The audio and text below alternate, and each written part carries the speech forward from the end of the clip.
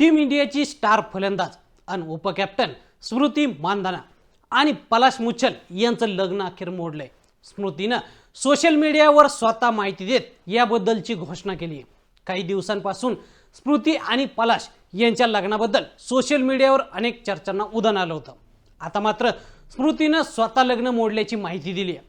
मात्र लग्न का मोडलं याबाबत कोणताही खुलासा तिनं या स्टोरीमध्ये केला नाही। तसंच तिनं या कठीण काळात दोन्ही कुटुंबांच्या गोपनीयतेचा आदर करण्याचं आवाहन देखील केलंय। स्मृतीनं पोस्ट करत म्हटलंय की गेल्या काही आठवड्यांपासून माझ्या वैयक्तिक आयुष्याबद्दल खूप चर्चा आणि अफवा पसरत आहेत, म्हणून मला आता स्वतः बोलणं गरजेचं वाटतं। मी खूप खासगी स्वभावाची आहे, पण एक गोष्ट स्पष्ट सांगते की लग्न रद्द झालं आहे। हा विषय इथंच थांबवायला मला आवडेल आणि तुम्ही सगळ्यांनी तसंच करावं अशी विनंती आहे। सध्या दोन्ही कुटुंबांची गोपनीयता राखावी आणि आम्हाला आमच्या परीने हे सगळं समजून घेऊन पुढे जाण्यासाठी थोडी मोकळीक द्यावी।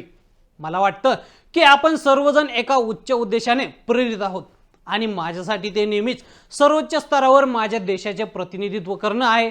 मला आशा आहे की मी शक्य तितक्या काळ भारतासाठी खेळत राहीन आणि ट्रॉफी जिंकत राहीन। ते नेहमीच माझे लक्ष्य असेल। तुमच्या पाठिंब्याबद्दल धन्यवाद।